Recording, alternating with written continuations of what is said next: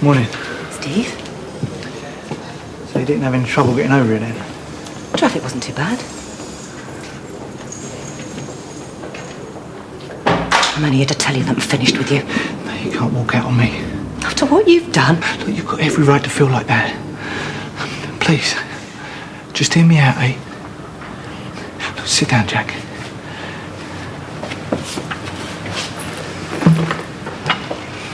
I believed in you. You let me go around telling everyone you were innocent. Yeah, and why do you think I lied? Oh, you're admitting it, aren't you? Oh, come on. You turn up here after all these years. What am I supposed to say? Oh, nice to see you, Jack. By the way, I accidentally killed someone. If it was an accident. I take it was. Of course it was. I'm sorry. I just didn't want to lose you.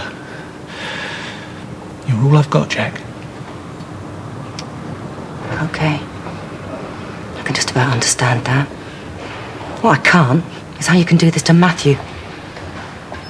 This was the only way out. For you, maybe. No, for me and Matthew. If she was strangling you, why not tell the police it was self-defence? You think I wish I had?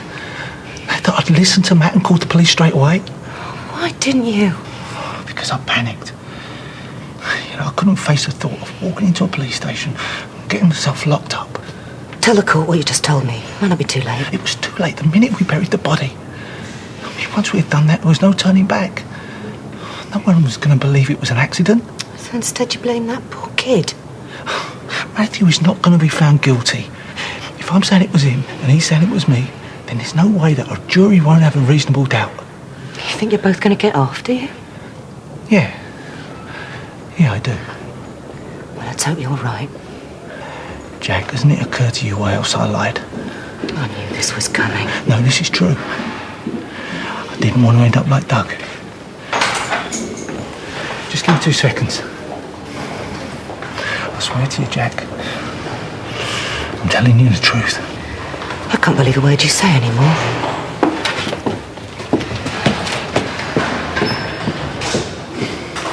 You will do your best for Matt, won't you? What do you mean? You'll make him look as good as you can. Look, just because you messed up doesn't mean I'm going to commit perjury for you. Thank you. She just asked me to make things look good for Matthew. Well, that's what I'll be doing, Terence.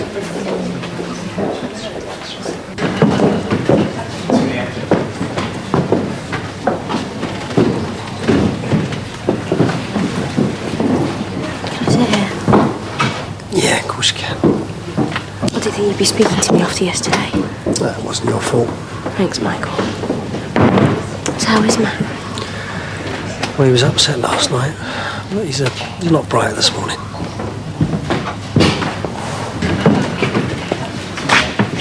How are you feeling? Fine. No problems. You going to tell them the truth? Right, Matthew.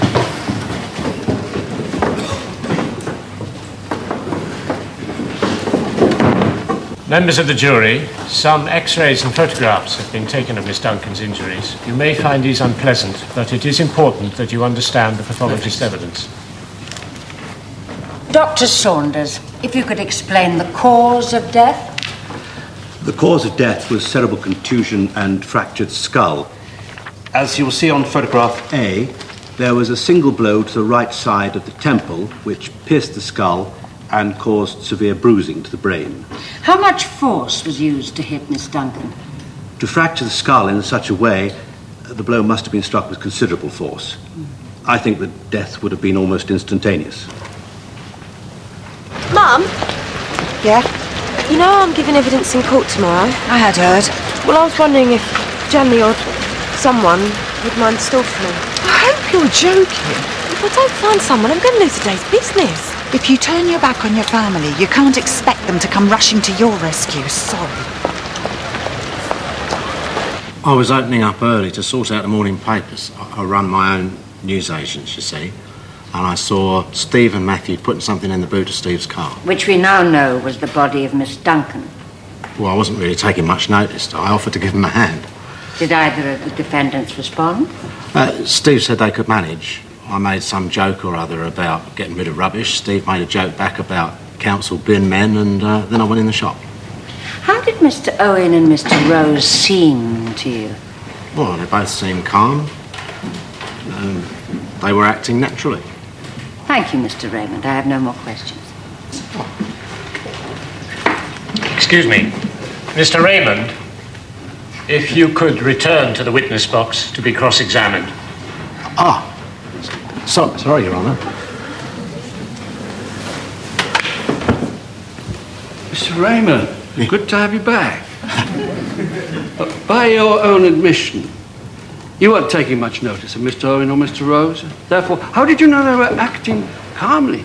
Well, because they weren't doing anything out of the ordinary. Well, they were, but it didn't look like they were. I think I'm with you. You said you made some joke or other to Mr. Owen, but he denied speaking to you. Oh, I spoke to him all right. Could you be clearer about his response? Well, I can't remember word for word. It was just some joke about bins. So, to recap, Mr. Raymond, you weren't taking much notice, you can't remember exactly what you said, and you don't remember what was said to you. Yeah, but it's not like that sounds. Thank you, Mr. Raymond. If you stay there. Mr. Raymond, when you spoke to the defendants, did Mr. Rose respond at all? No, Matthew just kept his head down. And remained silent? That's right.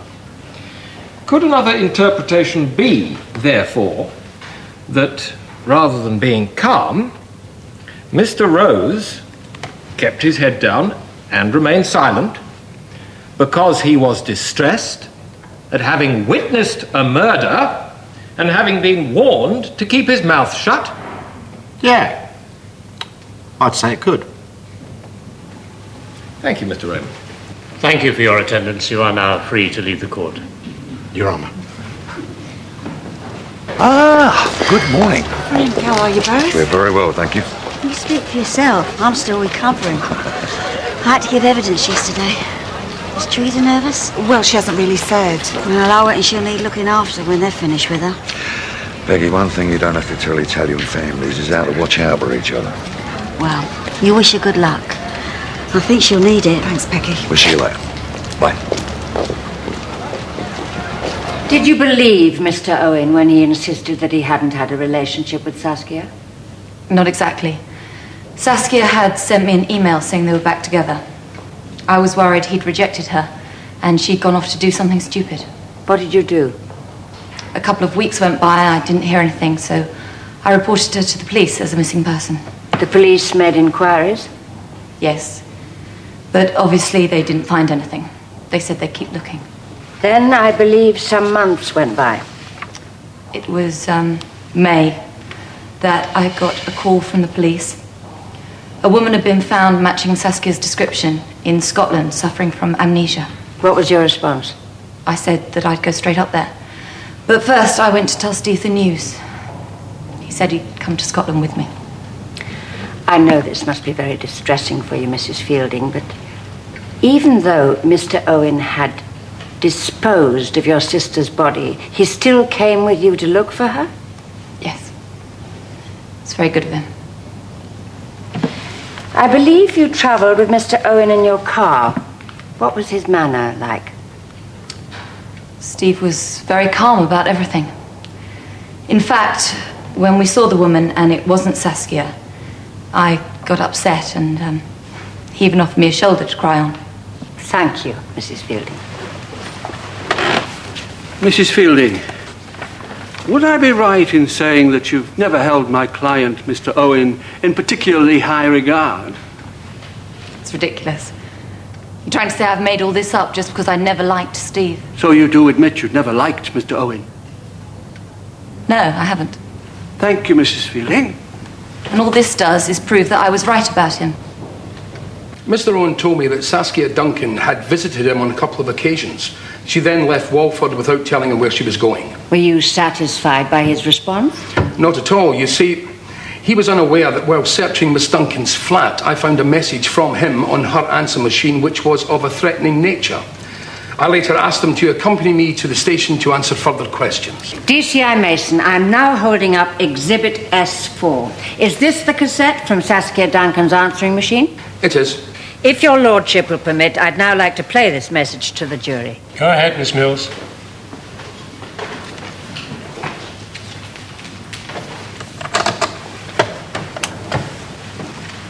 Saskia, you stop telling lies about me. You get out of my life and leave my friends alone. What was Mr. Owen's response to this evidence? Well, he was very quick to change his story. He said that Miss Duncan was obsessed with him, that she was stalking him, that she tried to split him and his girlfriend up. This being Melanie Healy? And that's correct. What was Mr. Owen's manner during these interviews? Well, I would say he's a very cool customer. Thank you, Detective Chief Inspector. Just one point. Detective Chief Inspector Mason. On both the occasions you interviewed my client, he was never under arrest or caution. That's correct. He was therefore under no legal obligation to speak with you. Yes, but that doesn't alter the fact that he told me a pack of lies. What have I done now? Nothing. That's why I'm here. I'm not with you. I'll manage your stall for you tomorrow. Now I'm definitely not with you. I'm sorry if I've given you a hard time recently. What's brought all this on? I want you to know that whatever happens between us, I'll always be there for you. Mr. Rose insisted that since Miss Duncan's death, he'd been terrified of Mr. Owen, who'd forced him into remaining silent. However, investigations soon proved otherwise. If you could explain the eye steal. Rather than display a terror of Mr. Owen, Mr. Rose continued DJing for him at the nightclub. Did you discover any other evidence that they'd remained close? Yes, indeed. They'd been seen frequently socialising together. In fact, Mr. Rose received money from Mr. Owen on a regular basis. This wasn't for work he'd carried out? Certainly not. Mr. Owen liked to look after Mr. Rose. What was Mr. Rose's manner when you interviewed him? He lost his temper and became aggressive with me. Did you discover any motive for Mr. Rose to strike the blow that killed Miss Duncan? The only motive could be found in their relationship. Mr. Rose hero-worshipped Mr. Owen. I would suggest that if Mr. Owen had a problem, Mr. Rose would be more than willing to sort it out for him. Jackie, you all right? I'll be okay in a minute. There's some tissues in here somewhere. Here. Take no notice of me. I'm just being stupid. Oh, no, you're not. Come and sit down and tell me what the matter is. In the 4 months after the killing, Mr. Rose remained in Walford, even working at the scene of where the killing took place. However, as soon as Miss Duncan's body was found, Mr. Rose fled. How soon after was this? He learnt about it late one night on the local news and was gone the next day. He took with him his girlfriend and one of Mr. Owen's credit cards. He stole the credit card? That's correct. He used it to steal money from Mr. Owen's bank account, which I should add was never reported to the police. Finally, Detective Inspector, were you suspicious of Mr. Rose's statement blaming Mr. Owen for the killing? I was indeed. If the defendants are to be believed, they both decided independently to contact a police station within the same 24 hours. Then they each insisted they were the innocent party in Miss Duncan's killing, and both gave evidence against the other as being the killer. You'd say that that was quite a coincidence. Quite a coincidence indeed. Sorry for losing it before. You're bound to be upset, looking at your brother in the dock. Thanks for your evidence yesterday. I just told the truth. Looking back now, though, Saskia was really scary. Still didn't deserve to die. Funny she'd left you and Steve alone, eh? Yeah. Look, I better be getting back now. You take care, yeah? What happened when you got to Nottingham? We drove around town, but then we couldn't find them. What was Mr. Owen's mood by this time? He was going nuts. He kept wanting to split up and find them himself, but I refused. You see, I didn't want him getting to them first. Why was that? Well, I was worried what he'd do. And not just for Matthew, but my little sister was there and all. You feared for their safety? Steve was desperate. It was obviously about a lot more than a stolen credit card. Did you voice these concerns? I did. I even asked him if it was about the murder inquiry. What was his response? There wasn't any. He just got more aggressive, so I thought it was best if I didn't push it, you know? Did you continue searching? No. Because we found out that Steve's card had been used to book 2 flights to Italy in the morning. We decided to stay overnight and get him at the airport. We found a hotel, had a few drinks. That's when Steve started talking about Saskia. What did he say about Miss Duncan? He said He regretted they broke up. How terrible it was she was dead. I think he just seemed to be playing on his mind. What happened then? I went to sleep in my room. Steve found my sister in the same hotel and started knocking her about all over the place. Mr. Cherry? My lord, I must object to the witness' last statement. I do agree, Miss Mills. Mr. DeMarco, if you could confine your evidence to what you actually saw or heard personally. Sorry, Your Honour. Did Mr. Owen tell you that he'd seen Mr. Rose and your sister at the hotel? No, he didn't. I saw him the next morning with a black eye, so I asked him what had happened. He told me he bumped into a door. So, you went to wait for them at the airport? Yes, but thankfully it didn't turn up. You say thankfully. Well, Steve was like a madman. If he'd got his hands on them... Quite. What was Mr. Owen's response when they didn't turn up? I've never seen anyone more panicked in my life. He completely lost it. That's when he phoned up the police and reported Matthew for murdering Saskia. Did you question him about this? No. I thought it was safer to play along with what he wanted. You're saying you now feared for your own safety? Absolutely. Steve was possessed. He was capable of anything. Thank you, Mr. DeMarco. Mr. DeMarco, my client, Mr. Owen, insists that he was desperate on this trip because of his deep concern for Mr. Rose. He wanted to talk him into handing himself into the police before it was too late. Could the desperation you describe not stem from this concern? Well, I suppose it could, but if you ask me, Matthew's welfare was the last thing on Steve's mind. Thank you, Mr. DeMarco. Mr. DeMarco, just one question. Did Mr. Owen say that he was actually going to harm Matthew Rose? Yes, he did. I said he should report his card stolen to the police. He said not to worry, he wanted to sort him out himself. Thank you, Mr. DeMarco. Thank you for your attendance. You're free to leave the court.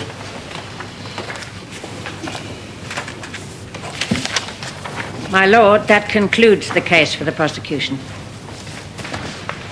Johnny didn't half give Steve what for, and Claudia did. I mean, the jury's bound to think Steve did it. We've still got a long way to go. We can't afford to start relaxing now. No, I know that. Just can't help feeling better about it. I'm glad to hear it. Now, you get a good night's sleep. Ready to do battle again in the morning. Will do. Good night, Matthew. Night.